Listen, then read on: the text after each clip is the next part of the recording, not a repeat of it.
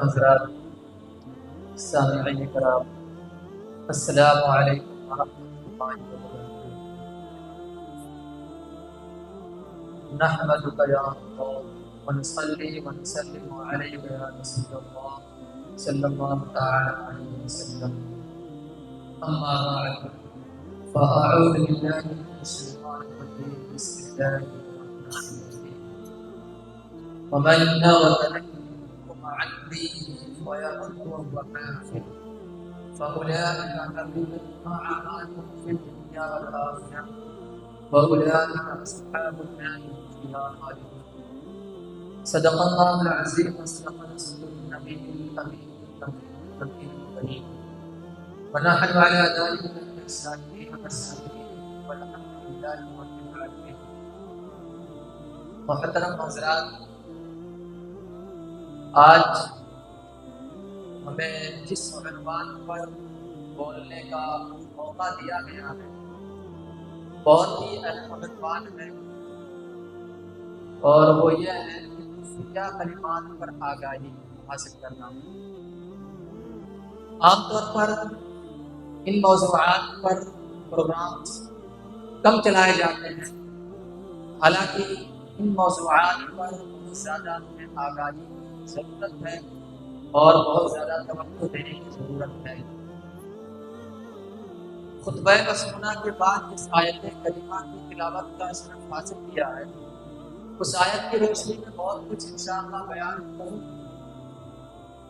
اس سے قبل ایک مرتبہ بارگاہ رسالت اللہ صلی اللہ علیہ وسلم میں عقیدت و محبت کے ساتھ بآواز بلند درود شریف کا نذرانہ پیش کریں۔ بڑے بآواز بلند اللهم صل على سيدنا سلام و سلام علیہ رسول اللہ صلی اللہ علیہ وسلم۔ آپ حضرات تک میری آواز بآسانی پہنچ رہی ہے نا؟ کسی کو سماعت میں کوئی دقت؟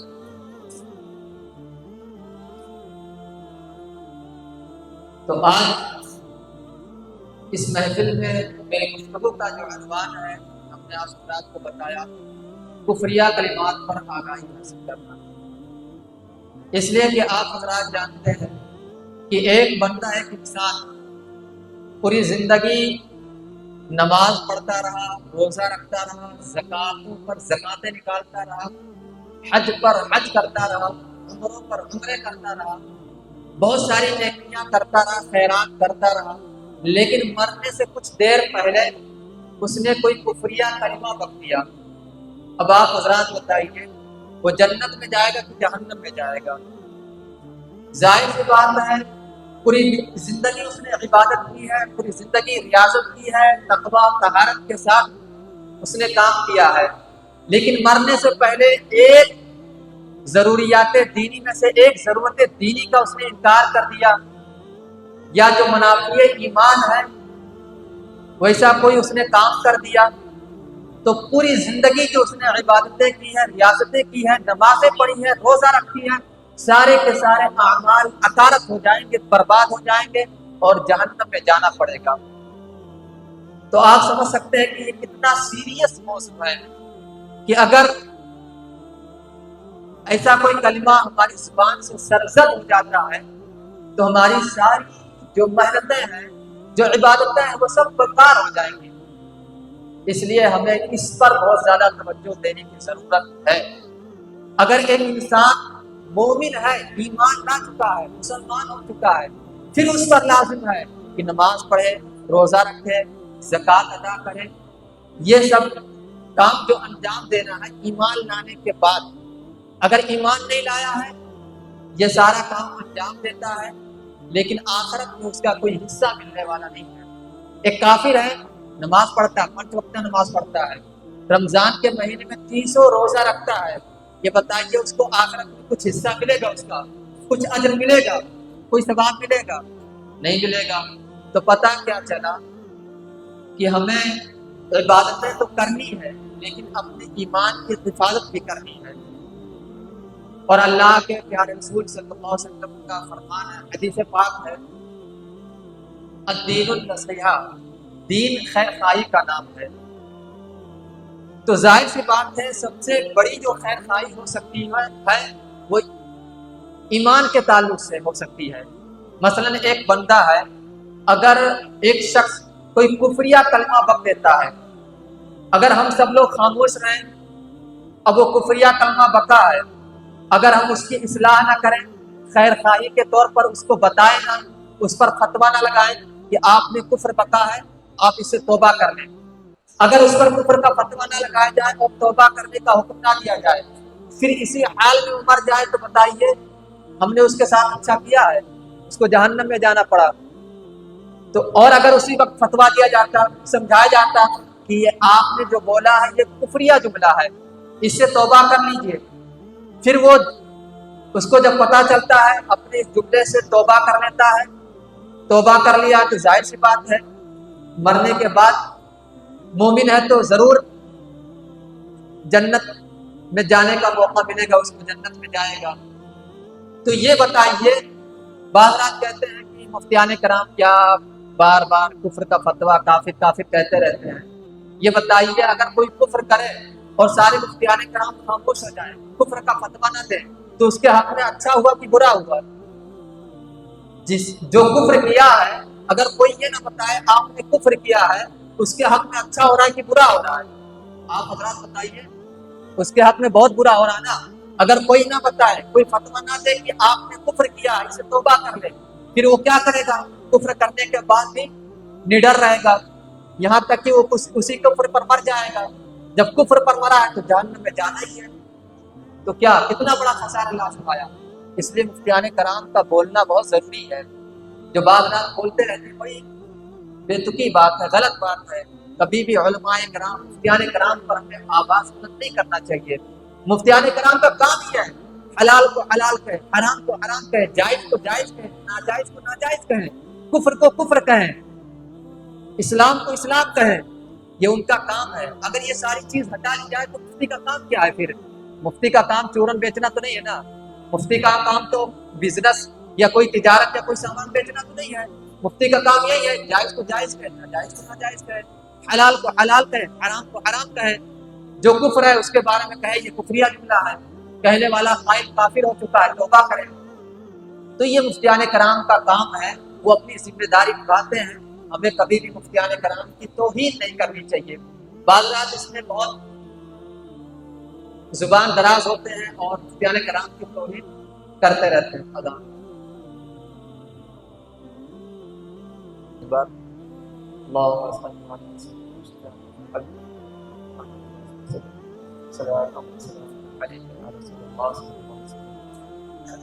تو عزیز طلبہ، آپ حضرات نے اچھی طرح سمجھ لیا ہوگا کہ مفتیان کرام جو اپنی ذمہ داری نبھا رہے ہوں تو ہمیں اس میں دخل اندازی کی ضرورت نہیں ہے۔ ہاں بسا اوقات کچھ ہوتے ہیں مفتیان کرام جو بات بات پر کفر کا فتویٰ لگاتے ہیں، بات بات پر فسق و فجور کا فتویٰ لگاتے ہیں، وہ ضرور قابل گرفت ہے، لیکن مطلق ہمیں مفتیان کرام پر آواز اپنی بلند نہیں کرنی چاہیے۔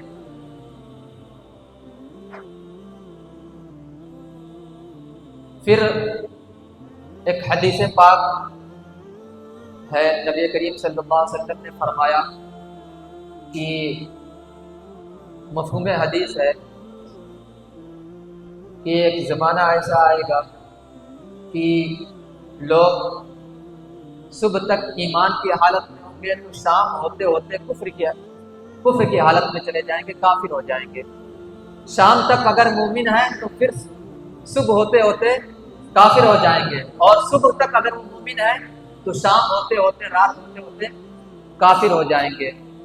تو یہی زمانہ گویا کہ ہماری نظروں کے سامنے آ چکا ہے۔ لوگ بے دھڑلے سے کفریہ جملہ بک دیا کرتے ہیں، بول دیا کرتے ہیں، ان کو احساس تک نہیں ہوتا ہے اور بار بار کفریہ کلمات اپنی زبان پر لاتے رہتے ہیں، اور جس کی وجہ سے وہ صبح ایمان کی حالت میں کیا ہے لیکن شام ہونے سے پہلے وہ کافر ہو چکا ہے، یا شام تک وہ مومن تھا، کوئی کفریہ جملہ زبان پر لانے کی وجہ سے صبح ہونے سے پہلے وہ کافر ہو چکا ہے۔ تو اس طرح سے بے احتیاطی بہت زیادہ ہو رہی ہے، ہمیں اس پر خاص توجہ دینے کی ضرورت ہے۔ ابھی کچھ کفریہ کلمات میں آپ حضرات کے سامنے رکھوں گا تاکہ آپ حضرات کو اندازہ ہو جائے کہ یہ کلمات کفریہ ہے، اس سے ہمیں بچنا ہے اور دوسروں کو بچانا بھی ہے۔ آئیے اس سے پہلے جو ہم نے خطبہ مسنہ کے بعد جس آیت شریفہ کا تلاوت کیا تھا اس کو بھی آپ حضرات کے سامنے پیش کروں۔ اللہ رب العزت قرآن پاک میں ارشاد فرماتا ہے وَمَن يَرْتَدِدْ مِنْكُمْ عَنْ دِينِهِ، جو اپنے دین سے پھر جائے، فَيَمُتْ وَهُوَ كَافِرٌ، پھر وہ مر جائے، وَهُوَ كَافِرٌ، اس حال میں کہ وہ کافر ہی ہے، یعنی کفر کی حالت میں مر بھی گیا، فَأُولَٰئِكَ حَبِطَتْ أَعْمَالُهُمْ فِي الدُّنْيَا وَالْآخِرَةِ، تو اس کے اعمال حقارت ہو جائیں گے دنیا و آخرت میں۔ وَأُولَٰئِكَ أَصْحَابُ النَّارِ هُمْ فِيهَا خَالِدُونَ، اور یہی لوگ دوزخی ہیں، ہمیشہ دوزخ میں رہیں گے۔ تو پتہ کیا چلا، اگر کوئی شخص مسلمان ہے لیکن اگر وہ کوئی کفریہ جملہ بول کر کے کافر ہو جاتا ہے، مرتد ہو جاتا ہے، تو اس کے سارے اعمال حقارت ہو جائیں گے، برباد ہو جائیں گے۔ جیسا کہ ہم نے شروع یہ بتایا کہ اگر کوئی ایک انسان ہے زندگی بھر روزہ رکھا، نماز پڑھا، زکوٰۃ دیا، ادا کیا، حج بھی کیا، عمرہ بھی کیا، نیکیاں خوب کی، خوب ذکر و اذکار کیے، لیکن لاسٹ ٹائم مرنے سے کچھ دیر پہلے ہی اس نے کوئی کفریہ جملہ بک دیا، بت پرستی کر دیا، آگ پرستی کیا، یا کسی ضرورت دینی کا انکار کر دیا، مثلا نماز کا انکار کر دیا، زکوٰۃ کا انکار کر دیا۔ آپ حضرات نے کیا بتایا تھا کہ ایسا شخص کہاں جائے گا؟ جنت میں جائے گا کہ جہنم میں جائے گا؟ پیچھے والے بھی سن رہے ہیں کہ نہیں؟ ایسا شخص کہاں جائے گا؟ جہنم میں جائے گا نا۔ لیکن زندگی بھر کیا کیا اس نے؟ نیکیاں کی ہے، نمازیں پڑھی ہے، زکوٰۃ ادا کی ہے، لیکن لاسٹ ٹائم پر کفریہ جملہ بولنے کی وجہ سے کافر ہو چکا، مرتد ہو چکا ہے، اور اگر اسی حالت میں مر گیا ہے تو قرآن پاک کی زبان میں وَأُولَٰئِكَ أَصْحَابُ النَّارِ هُمْ فِيهَا خَالِدُونَ، یہی لوگ دوزخی ہیں اور ہمیشہ جہنم میں رہیں گے، کبھی جہنم سے نکالے نہیں جائیں گے۔ اس لیے اس سلسلے میں بہت زیادہ احتیاط کی ضرورت ہے۔ یہی وجہ ہے کہ ہمارے بزرگان دین اسلاف کرام ہمیشہ اس بات سے ڈرتے تھے کہ کہیں ایسا نہ ہو مرتے مرتے ہماری زبان پر کوئی کفریہ کلمہ آ جائے، اس سے بہت زیادہ ڈرتے تھے۔ اللہ کی بارگاہ میں خوب روتے تھے کہ یا اللہ ہماری جب موت آئے تو ایمان کی حالت میں آئے، ایمان کی دولت کے ساتھ میں دنیا سے جاؤ۔ اس کے لیے وہ بارگاہ خدا میں بار بار دعا کرتے تھے، روتے تھے، گریہ وزاری کرتے تھے۔ تو ہمیں بھی اس سلسلے میں بہت زیادہ احتیاط کرنے کی ضرورت ہے، ورنہ خود سوچئے کہ ہم رات دن نیکیاں ہی کرتے ہیں، سونے سے پہلے عشاء کی نماز پڑھتے ہیں، کچھ دیر پھر ذکر و اذکار کیے یا فقہی کتابیں یا دینی باتیں پڑھتے ہیں، پھر سوتے ہیں، صبح ہوئی فجر کی نماز پڑھے، ذکر و اذکار کرتے ہیں، پورا دن نیکیوں میں گزرتا ہے، تلاوتوں میں گزرتا ہے، ذکر و اذکار میں گزرتا ہے۔ لیکن اگر موت کفر پر آئے تو پھر کوئی نتیجہ نکلا، ساری یہاں کی جو محنتیں ہیں ضائع ہو جائیں گی۔ تو اس سے ہمیں اندازہ لگانا چاہیے کہ یہ ہمارے لیے کتنا اہم ایشو ہے، کتنا سیریس موضوع ہے، ہمیں اس پر بہت زیادہ توجہ دینے کی ضرورت ہے۔ اب آئیے میں کچھ کفریہ کلمات آپ حضرات کے سامنے پیش کروں۔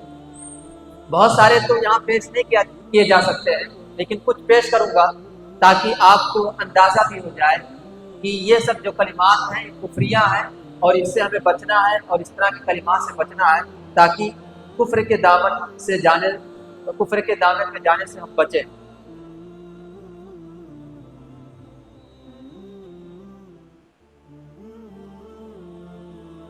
آپ جو کچھ کفریہ کلمات میں آپ حضرات کے گوشت گزار کروں، اس سے قبل میں چاہتا ہوں کفر کی تعریف بھی کر دوں، آپ حضرات جان بھی جائیں کہ کفر کیا ہے۔ تو کفر کی تعریف یہ ہے، کفر اسے کہتے ہیں کہ ضروریات دین میں سے کسی ضرورت دین کا انکار کرنا، ضروریات دینیہ میں سے کسی ضرورت دین کا ایک بات کا بھی انکار کر دینا کفر ہے، یا جو فعل منافی ایمان ہو وہ کرنا بھی کیا ہے؟ کفر ہے۔ منافی ایمان فعل مطلب جیسے بت پرستی کرنا، غیر اللہ کا سجدہ کرنا، چاند سورج کا سجدہ کرنا، یہ سب کیا ہے؟ منافی ایمان ہے۔ لہذا یہ سب فعل اگر کوئی کرتا ہے تو یہ کفر ہے، یا ضرورت دینی کا انکار کرتا ہے تو بھی کفر ہے۔ اب ضرورت دینی کیا ہے وہ بھی جاننے کی ضرورت ہے۔ ضروریات دین وہ ہے جن کو ہر خاص و عام جانتا ہو۔ ضروریات دینیہ سے مطلب جسے ہر خاص و عام جانتا ہو، جیسے نماز فرض ہے، زکوٰۃ ادا کرنا ان پر فرض ہے، اور پھر اسی طرح نبوت رسالت کے بارے میں، نماز روزہ ہے، اور حج ہے، زکوٰۃ ہے، حساب و کتاب ہے، قیامت ہے، بروز حشر ہمارا حساب و کتاب ہے ہوگا۔ یہ سب کیا ہر خاص و عام جانتا ہے۔ یہاں خاص و عام سے مراد، عام سے مراد وہ جوہلا نہیں ہے، بلکہ عوام سے مراد وہ ہے جو علماء کی صحبت میں بیٹھتے ہیں، تو ظاہر سی بات ہے ان کو یہ ساری چیزیں پتہ ہوتی ہیں، تو اسی کو ضروریات دینی کہتے ہیں۔ تو اگر ضروری یہ ساری چیزوں میں سے کسی ایک چیز کا بھی انکار کر دے، ساری چیزوں کو مانتا ہو، کسی ایک چیز کا بھی انکار کر دے، مثلا سب کچھ مانتا ہے لیکن وہ زکوٰۃ کا منکر ہے، سب کچھ مانتا ہے لیکن وہ نماز کا منکر ہے، تو ایسا شخص ضرورت دینی کا انکار کرنے کی وجہ سے کافر ہوگا۔ تو یہ ضرورت دینی ہے۔ پھر اس کے بعد کفر کی بھی قسمیں ہیں۔ کفر کی دو قسمیں ہیں، کفر التزامی اور کفر لزومی۔ کفر کی دو قسمیں ہیں، کفر التزامی اور کفر لزومی۔ التزامی یہ ہے کہ ضروریات دین سے کسی شے کا تصریحاً خلاف کرے، وضاحت کے ساتھ، صراحت کے ساتھ خلاف کرے، جیسے، اور یہ قطعاً اجماعاً کفر ہے۔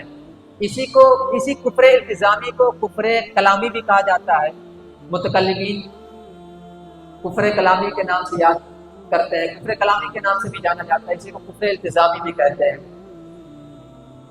جیسے جو ملک، جن، ان سب کا جو معنی اور مفہوم، معجزات کا جو معنی اور مفہوم نبی کریم صلی اللہ علیہ وسلم نے بتایا ہے، اور آج تک جو منقول ہے، تمام حضرات جو معنی اور مفہوم جانتے ہیں، کوئی آ کر کے ملک، جن وغیرہ کا اس سے ہٹ کر کے کوئی معنی بتائے، تو اس کے خلاف کوئی معنی بتائے، تو یہ کیا ہے؟ یہ صراحتاً انکار کرنا ہوگا، اور اسی کا نام کفر التزامی ہے۔ کوئی ایسا، اگر ایسا کوئی کرتا ہے تو ایسا شخص کیا ہے؟ کافر کلامی ہے، اس کے کفر میں ذرہ برابر بھی شک و شبہ کی بات نہیں ہے۔ اس کے بعد دوسری چیز ہے کفر لزومی۔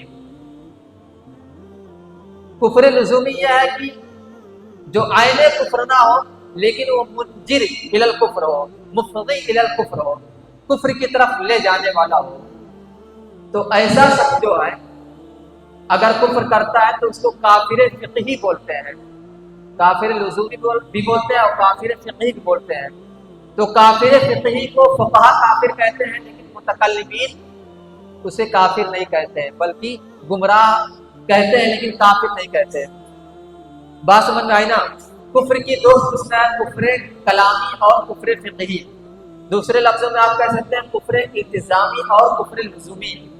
تو کفر کلامی اور التزامی اگر کوئی کرتا ہے تو ایسا شخص کافر کلامی اور کافر التزامی کے نام سے جانا جاتا ہے۔ ایسے شخص کو فقہا بھی، متکلمین بھی کافر کہتے ہیں۔ لیکن اگر کفر لزومی یا دوسرے لفظوں میں کفر فقہی کا ارتکاب کرتا ہے تو ایسے شخص کو کافر فقہی یا کافر لزومی کہتے ہیں۔ ایسے شخص کو فقہا کافر کہتے ہیں لیکن متکلمین کافر نہیں کہتے ہیں۔ اعلیٰ حضرت علی رحمۃ اللہ رضوان متکلمین کے نزدیک جو کفر کلامی ہے اسی کو لے کر کے چلتے ہیں۔ اگر کوئی کفر کلامی کرتا ہے تب جا کر آپ اس پر کفر کا فتویٰ لگاتے ہیں اور اس کو کافر کہتے ہیں، اس لیے کہ اس میں احتیاط زیادہ ہے۔ آپ حضرات نے سمجھ لیا ہوگا کہ کفر کسے کہتے ہیں اور کفر کی دو قسموں کو بھی سمجھ لیا ہوگا۔ اب آئیے ہم کچھ الفاظ بھی آپ کے گوش گزار کرتے ہیں۔ اگر کوئی شخص کفر کی حالت میں مر جائے، کافر اور مرتد ہو کر مر جائے، اگر اس شخص کو کوئی مرحوم یا مغفور کہتا ہے تو مرحوم اور مغفور کہنا یہ کیا ہے؟ کفر ہے۔ اس لیے کہ جو کافر ہے اور کفر کی حالت میں مر گیا ہے فَأُولَٰئِكَ أَصْحَابُ النَّارِ هُمْ فِيهَا خَالِدُونَ، یہی لوگ دوزخی ہیں اور ہمیشہ جہنم میں رہیں گے، لہذا ان کے لیے بخشش کی دعا کرنا، مغفور مرحوم کہنا یہ کفر ہے۔ تو پتہ کیا چلا، اگر کوئی کفر کی حالت میں مرا ہے، چاہے گھر کا ہو یا باہر کا ہو، کفر کی حالت میں مرا ہے تو اسے مرحوم نہیں بولنا ہے، مغفور نہیں بولنا ہے، یہ کفر ہے ایسا بولنا۔ پھر اسی طرح اگر کسی کی زبان سے کہنا چاہ رہا تھا کہ اللہ مالک ہے، لیکن زبان سے کیا نکل گیا؟ اللہ مالک نہیں ہے۔ کہنا کیا چاہ رہا تھا؟ اللہ مالک ہے، زبان سے نکلا کیا؟ بولیے بھائی۔ ہاں اللہ مالک نہیں ہے، نعوذ باللہ، ایسا نکل گیا۔ تو یہ جملہ کفریہ تو ہے، لیکن قائل کو کافر نہیں کہیں گے، اس لیے کہ غلطی سے زبان سے نکل گیا ہے۔ لیکن اس کے لازم یہ ہے کہ ایسے جملے سے برات کا اظہار کریں اور پشیمانی کا اظہار کریں، توبہ کریں، اس پر کیا ہے وہ مصر نہ رہے۔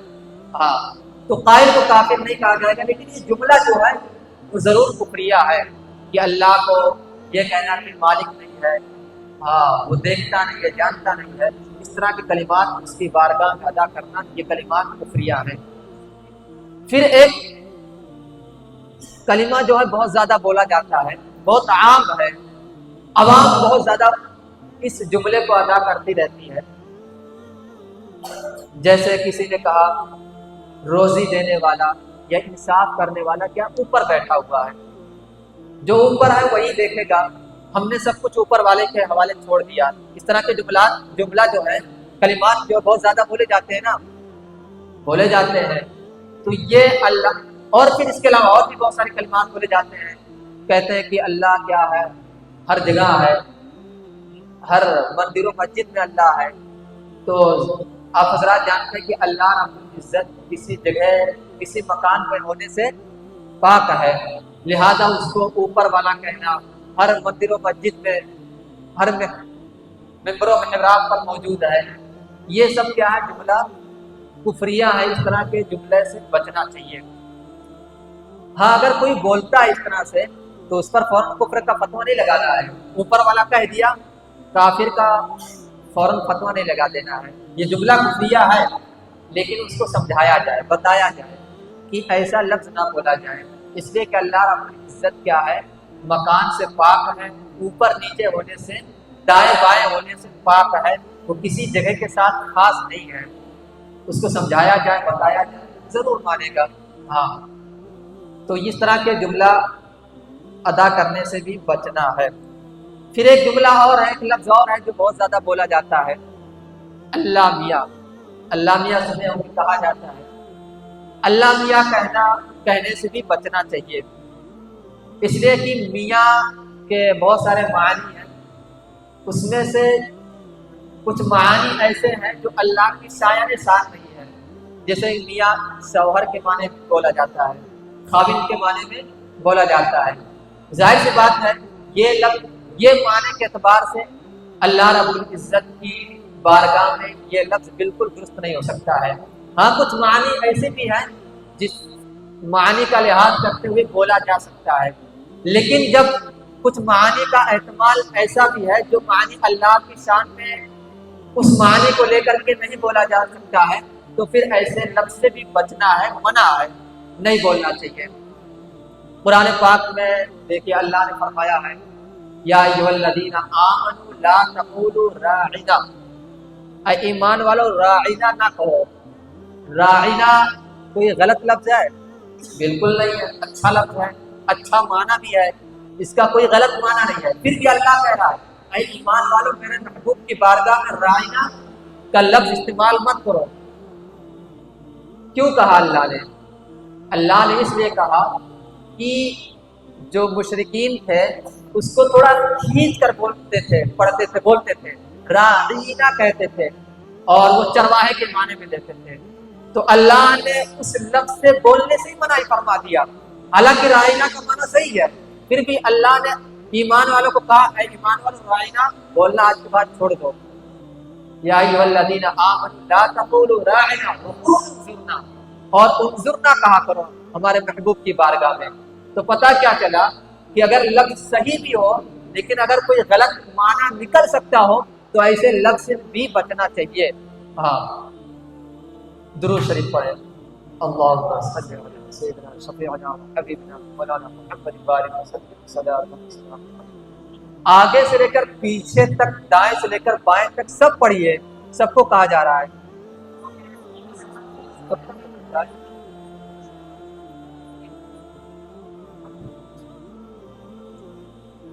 اس کے علاوہ اور بھی بہت سارے الفاظ ہیں، جیسے کہ یہ بھی بولا جاتا ہے، لوگ بڑے دھڑلے سے بول دیتے ہیں، رب روٹتا ہے تو روٹے میرا محبوب مجھ سے نہ روٹے، رب روٹتا ہے تو روٹے میرا محبوب مجھ سے نہ روٹے۔ تو اس طرح سے اللہ کی بارگاہ میں کس قدر بے ادبی ہے، توہین ہے کہ اللہ روٹ جائے فرق نہیں پڑتا ہے۔ یہ دلیری ہے اللہ کی شان میں، دلیری دکھانا ہوا، جرات مندی کا اظہار کرنا ہوا۔ لہذا اگر اس طرح سے کوئی بولتا ہے تو یہ بھی کیا ہے؟ کفر ہے۔ یہ اس طرح کا لفظ جو وہی بولتے ہیں جو گانا وغیرہ گاتے رہتے ہیں، فلمی گانا وغیرہ گاتے ہیں تو اس طرح کے الفاظ بولتے ہیں تو یہ کفر ہے۔ اس طرح سے اور بھی بہت سارے فلمی گانوں میں ایسے گانے ہوتے ہیں جو کفریہ ہوتے ہیں، اس کی بہت ساری مثالیں ہیں، بلکہ فلمی گانوں پر مشتمل کفریہ الفاظ پر کتاب لکھی گئی ہے، اس کتاب کا آپ مطالعہ کر سکتے ہیں۔ بہت سارے الفاظ ہیں جو کہ کفریہ ہے، جو گانا گائے جاتے ہیں اور لوگ جانتے نہیں ہیں۔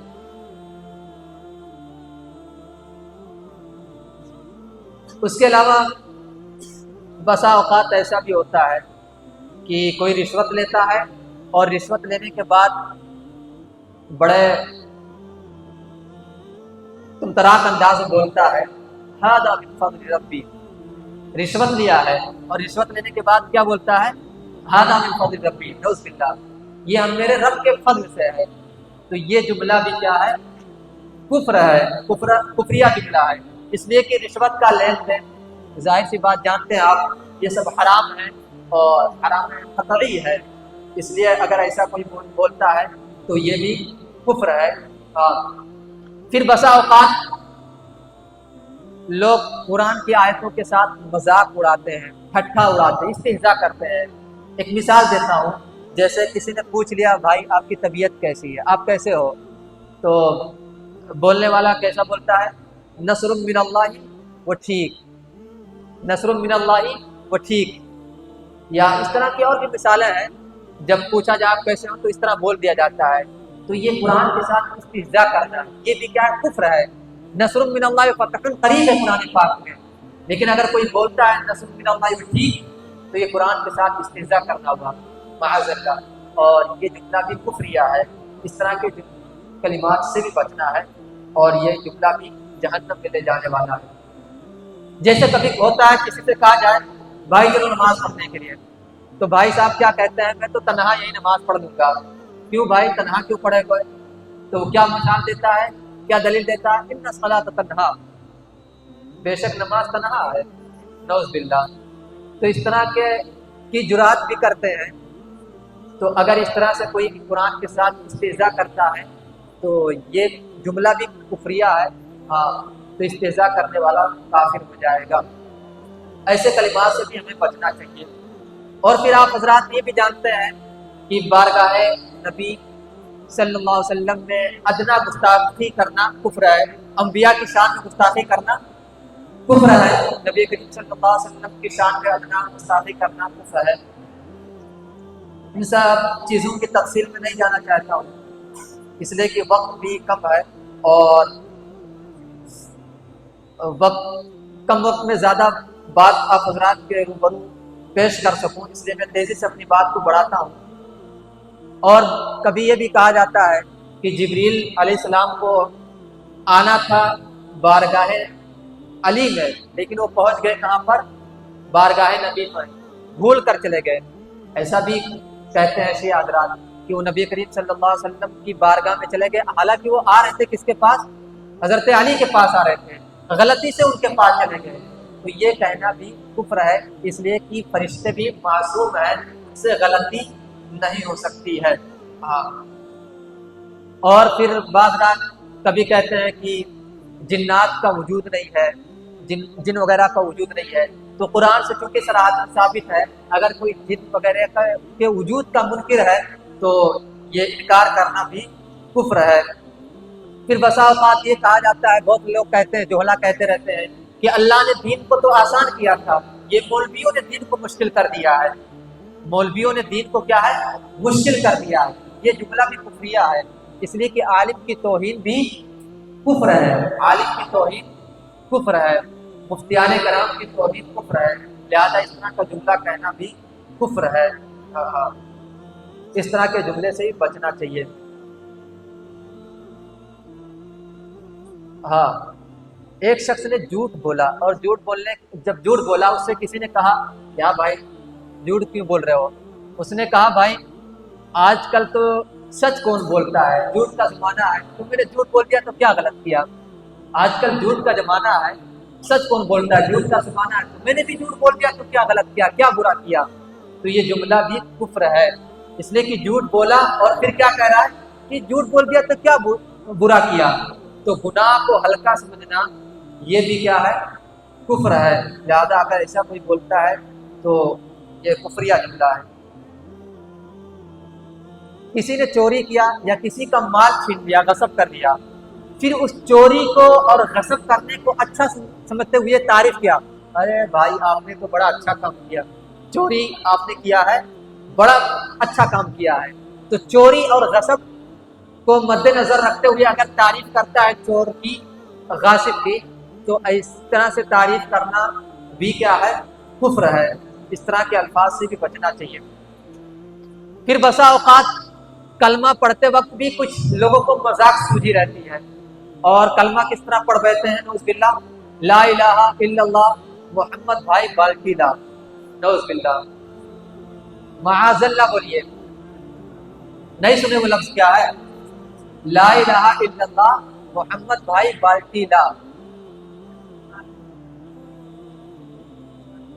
محمد بھائی بالٹی لا۔ تو اس طرح سے اگر کوئی بولتا ہے تو یہ جملہ بھی کفریہ ہے۔ ہاں، لہذا ایسے جملے سے بچنا چاہیے۔ میں اشارہ کر رہا ہوں، اس طرح سے اور بھی کوئی استہزاء کرتا ہے قرآن کی آیتوں کے ساتھ، انبیاء کے ساتھ، فرشتوں کے ساتھ، جو نص قطعی ہے اس کو خلاف جانتا ہے، حرام کو حلال جانتا ہے، اس طرح کا کام کرتا ہے یا نظریہ رکھتا ہے تو کفر ہے۔ میں صرف اشارہ کرتے جا رہا ہوں حضرات کی بارگاہ میں۔ ہاں، اور بھی ایک بات ہے، لاسٹ بات ہے، ہاں آخری بات پیش کر رہا ہوں۔ جیسے چھٹی چل رہی تھی ابھی تک نا، ابھی بھی چھٹی کا ٹائم ہی چل رہا ہے، کل سے پڑھائی شروع ہوگی۔ ہاں، تو چھٹی چل رہی ہے، مثلا کسی نے کسی سے کہا، اپنے دوست سے کہا چل بھائی نماز پڑھنے کے لیے چل، اس نے کہا مثلا جو ظہر کا وقت ہے، کہا بھائی چل نماز پڑھنے کے لیے ظہر کا وقت ہو گیا ہے، اس نے کہا بھائی آج تو چھٹی ہے، آج تو چھٹی ہے، ہاں اور نماز سے بھی چھٹی ہے، آج تو چھٹی ہے نا، تو نماز سے بھی چھٹی ہے۔ اگر اس طرح سے کوئی بولتا ہے تو یہ جملہ بھی کفریہ ہے، سمجھ آیا؟ اس لیے کہ نماز سے چھٹی کبھی بھی نہیں ہو سکتی ہے، تعلیم موقوف ہو سکتی ہے، اس میں چھٹی مل جائے گی، لیکن نماز سے کبھی چھٹی نہیں ہے۔ لہذا اس کے ساتھ استخفاف کرنا، ہلکا سمجھنا، نماز کو ہلکا سمجھنا، یہ ساری چیزیں کفر ہے، ہمیں ان چیزوں سے بچنا چاہیے۔ اللہ رب العزت ہم سب کو ان کفریہ کلمات سے بچنے کی توفیق اور عافیت عطا فرمائے، ہمیشہ ایمان پر قائم اور دائم رہنے کی توفیق اور عافیت عطا فرمائے۔ اللہ رب العزت ہم سب کو جب موت دے تو ایمان کی حالت میں موت دے، ایمان کی دولت کے ساتھ ہم سب کو موت عطا فرمائے۔ وآخر دعوانا للہ رب العالمین۔ السلام علیکم ورحمۃ اللہ وبرکاتہ۔